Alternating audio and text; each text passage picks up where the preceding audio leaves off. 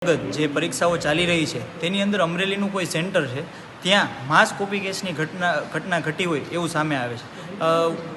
સેન્ટરની વાત કરીએ તો વિદ્યાર્થીઓને સેન્ટરની અંદર ફોન લઈ જવા અલાઉડ ન હોય ત્યારે વિદ્યાર્થીઓ ફોન લઈ જતા જણાય છે આ વસ્તુથી। અને વિદ્યાર્થીઓ દ્વારા કોઈ પ્રશ્ન હોય તો પ્રશ્ન નંબર 1 છે એનો જવાબ એક વિદ્યાર્થી દ્વારા સપ્લીની અંદર કાઉન્ટ કરી અને ગ્રુપમાં મૂકવામાં આવે છે। કોઈ અન્ય વિદ્યાર્થી દ્વારા ક્યાંક ને ક્યાંક બીજી રીતના જવાબ ડાઉનલોડ કરી અને ગ્રુપમાં મૂકવામાં આવે છે।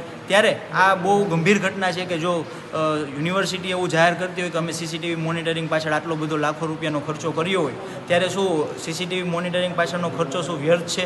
આ 3 દિવસની અંદર છેલ્લા 3 પેપર લેવાના, આજે 4થું પેપર છે। 3 દિવસના પુરાવા સોશિયલ મીડિયાની અંદર વાયરલ હોય અને આજે અમે કુલપતિશ્રીને આપેલા છે। ત્યારે અમારી વીસી સાહેબને રજૂઆત એ જ કરી કે આ માસ કોપી કેસનો કેસ છે, આમાં તાત્કાલિક ધોરણે પરીક્ષા સેન્ટર રદ કરવામાં આવે, જે તે કસૂરવાર છે વિદ્યાર્થીઓ પર માસ કોપી કેસ કરવામાં આવે, પ્રિન્સિપાલ, સુપરવાઇઝર અને સ્કોડની ટીમ અને જે સીસીટીવી સર્વેલન્સ કરે છે એની ઉપર પગલાં લેવામાં આવે।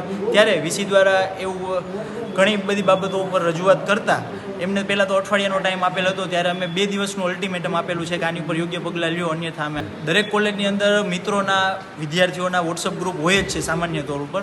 ત્યારે 10:30 પેપર ચાલુ થાય, 10:25 પેપર હાથમાં આવી જતું હોય ક્યારેક વિદ્યાર્થીઓને, ત્યારે એ જ મિનિટથી પ્રશ્ન નંબર 1, પ્રશ્ન નંબર 2 એવી રીતના જવાબ આવવા માંડે છે। કોઈ વિદ્યાર્થી એવું પણ પૂછે છે એની અંદર કે સ્કોડની ટીમ આવતી તો નથી ને, ધ્યાન રાખજો, ત્યારે અન્ય વિદ્યાર્થી દ્વારા એવું કહેવામાં આવે છે કે ના, નથી આવતી।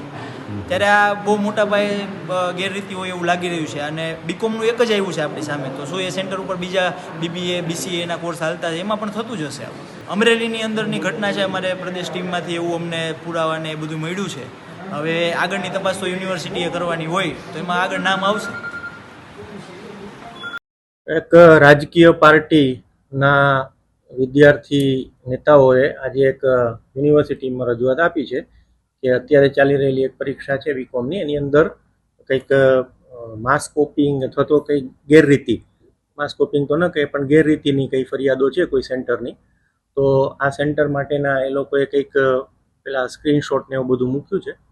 તો અત્યારે પ્રાથમિક દ્રષ્ટિએ જે એમાં ફોન નંબર અથવા તો જે કંઈ ગ્રુપમાં છે અને જે સેન્ટર છે એ સેન્ટરની તપાસ કરી અને ત્યાંથી એના જે કોઈ આચાર્ય છે અથવા તો જે પરીક્ષાની સાથે સંકળાયેલા જે કંઈ સ્ટાફના સભ્યો છે એની પાસેથી પૂછપરછ કરીને જાણવામાં આવશે કે ભાઈ આમાં ખરેખર મેટરની અંદર શું છે, અને કોઈ પણ પ્રકારની ગેરરીતિ પરીક્ષાની અંદર હશે તો એની જે યુનિવર્સિટીના ગેરરીતિને લગતા નિયમો છે એ પ્રમાણે કડકમાં કડક કાર્યવાહી કરવામાં આવશે।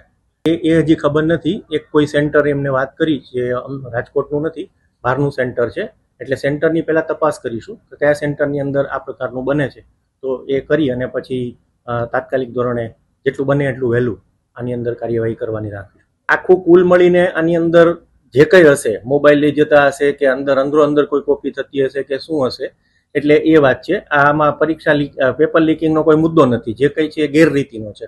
તો ગેરરીતિ માટેના જે આપણે યુનિવર્સિટીએ ધારાધોરણ નાખ્યા છે તો એની અંદર જે કોઈ અંદર કસૂરવાર હશે એને બધાને કડક સજા થાય એવું આયોજન કરીશું। બધી જ યુનિવર્સિટીના જે કંઈ પરીક્ષાને લગતા નિયમો છે એની અંદર કોપિંગ પણ આવી ગયું, આપણે ગેરરીતિ આવી ગઈ, આવી રીતે અનધિકૃત રીતે મોબાઈલ ફોન અંદર લઈ જવામાં આવે, આવી કોઈ પણ પ્રકારની બાબતો છે એ બધાનો તપાસ કરી અને એનો જે કંઈ નિર્ણય છે કડકમાં સેન્ટર રદ કરવું પડે તો સેન્ટર રદ પણ કરવામાં આવશે। જે પણ કાર્યવાહી છે એ કરવામાં આવશે। ત્યાંના ધોરણે પ્રાથમિક રીતે તો જે કંઈ ફોન નંબર કે આ સ્ક્રીનશોટની અંદર છે એની અંદર તપાસ કરી અને સેન્ટર કયું છે એ શોધી અને પછી કરવામાં આવશે। જરૂર પડે તપાસ કમિટી નિમી અને એમાં સ્થળ પરની તપાસ કરવામાં આવશે।